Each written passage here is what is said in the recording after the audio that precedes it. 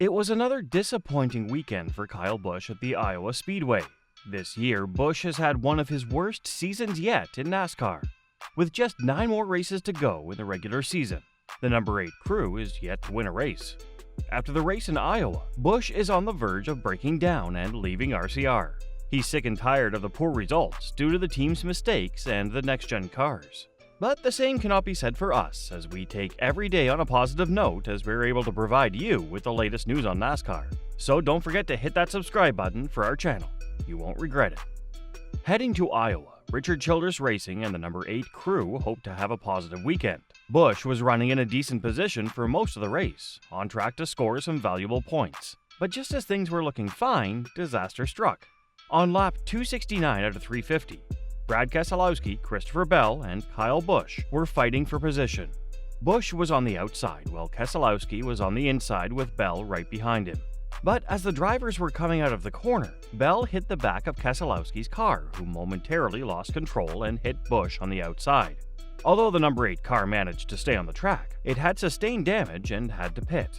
But as the car came in, Randall Burnett told Busch that they had to retire the car due to multiple issues. When asked about the incident, Busch went on to blame the next-gen cars. "I don't know what happened, but next-gen parts and pieces broke. So something in the left rear suspension, I don't know if it was a toe link or whatever. Came in to fix it, rolled it back out, blew the power steering wheel, belt just broke, so I have no idea. Having a pretty decent day, we had a top 10 run going, and we had an opportunity there to score some points, but not to be." For a while there, Busch seemed as though he could finish in the top 5, but was denied so by the accident. This is not the first time Busch has blamed these next-gen cars. Over the past few months, Busch has been very critical about the current era of cars. A few weeks back after the race in Martinsville, he explained what problems he was facing with the next-gen cars. "The problem starts at the front of the car, the splitter and the way the air is, and everything that we all do on setup stuff to make these things rely on the air as much as they do. That's a problem. I think they went about it, and that's a funny way to say it, backwards. We don't blow the tires off enough. I think that's what we're all kinda talking about. We need these things to be faster going into the corner, utilizing the brakes more, utilizing the tires more, having an opportunity to overdrive the cars more to burn the tires up, and see guys struggle more over a run. For me anyway, maybe it's just because we don't have it quite figured out like others do, but I cannot follow anybody in front of me whatsoever. It doesn't matter if I'm in the bottom lane, the middle lane, or the top lane. If there's a car in front of me, I'm terrible, really bad. I will say the only positive to it is that you can slide the back of the car around a little bit more and not crash, but the front ends are just ungodly, not working." It seems clear that Busch has no hope that NASCAR will fix this problem. Although the RCR driver is not able to deliver results with these next-gen cars, there are other drivers in the sport who are able to find success this season with the same manufacturer as RCR, Chevrolet. Hendrick Motorsports, customer of Chevrolet, is perhaps the most successful team in NASCAR so far this season. Both Kyle Larson and William Byron have won 3 races each with the Chevrolet car. Their teammate, Chase Elliott, is the current leader in the points table as well. Now that we know that the Chevrolet car is capable of fighting for the championship, the problem for Kyle Busch should be with his chosen setup or his driving style. Busch is one of the most experienced drivers on the grid. He's won 2 Cup Series titles, but from 2008 to 2022, he drove for Joe Gibbs Racing as Toyota as their manufacturer, with the Gen 6 cars. During this time, he's adjusted his driving style to that particular type of car. Now that NASCAR has changed the specs of the car, he will need to adjust his setup and driving style to suit the next-gen cars. The next-gen, or Gen 7 cars were introduced in 2022. The cars have been designed to increase the amount of downforce during the race. This was done to increase the car's cornering speed, as they look to increase the number of street races on the calendar. However, this has developed some unforeseen issues for the teams. By increasing downforce, NASCAR has made the cars more aerodynamically sensitive. This makes it vulnerable to dirty air. In certain cases, the driver's racing style would also not suit the car. Making the car more aerodynamically sensitive also makes the car more fragile when hit by another car. A few years back, this was not the case. NASCAR's cars were meant to withstand a lot of damage, But with aerodynamics playing a more important role in the car's performance, any damage to the body could drastically affect the pace of the car. This is what Busch is complaining about after his race in Iowa. He believes that the next-gen parts are too weak to withstand a small bang. This was the last thing Busch needed with the season he was having.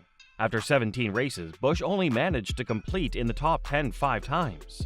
Almost every time he was looking good for a strong result for the team, he ended up having an incident with some of the cars, resulting in him dropping down the order or retiring from the race. There's been a lot of speculation going around about Busch's future in NASCAR.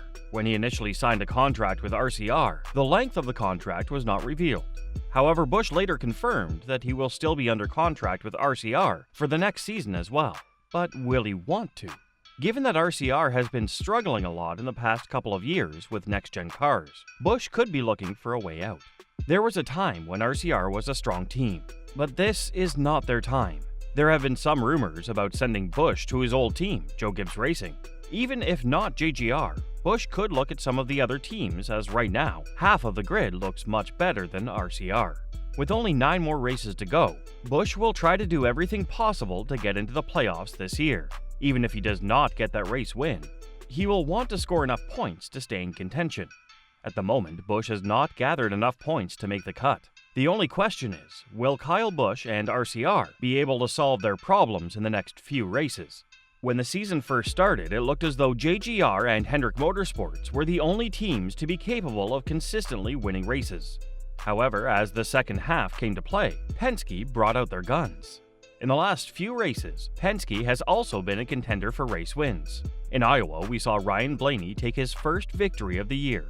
Penske clearly had some issues at the beginning of the season, but was able to overcome them and develop their car accordingly.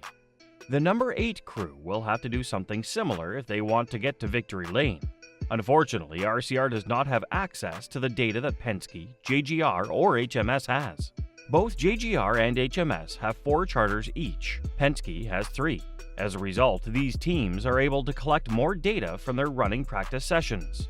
On the other hand, RCR has only 2 cars on track, limiting data collection throughout the weekend. There's also the question of Kyle Busch's driving style. As mentioned before, Busch's driving style does not suit the next-gen cars, so he'll have to do something new to get his form back. However, this might be harder than it sounds, as Busch has been driving in NASCAR for almost 20 years. Changing his style now, at the age of 39, could be extremely challenging. But nevertheless, it is what he has to do if he wants to win. But apart from this, Busch has also had the worst luck. As his spotter said, "It could rain $100 bills and we would get a penny. Unreal the luck this year we're having." This weekend, the drivers and teams will be heading to the New Hampshire Speedway. Busch will be hoping to get his form back there. The track in New Hampshire is a rather short circuit, so overtaking could be more challenging with these next-gen cars. So Busch will have to have a good Saturday to get a strong starting position for the race. Do you think Kyle Busch will be able to overcome his problems and get back to the front of the field in the next 9 races? Also, why do you think Kyle Busch is really struggling this season? Post your thoughts in the comments section below.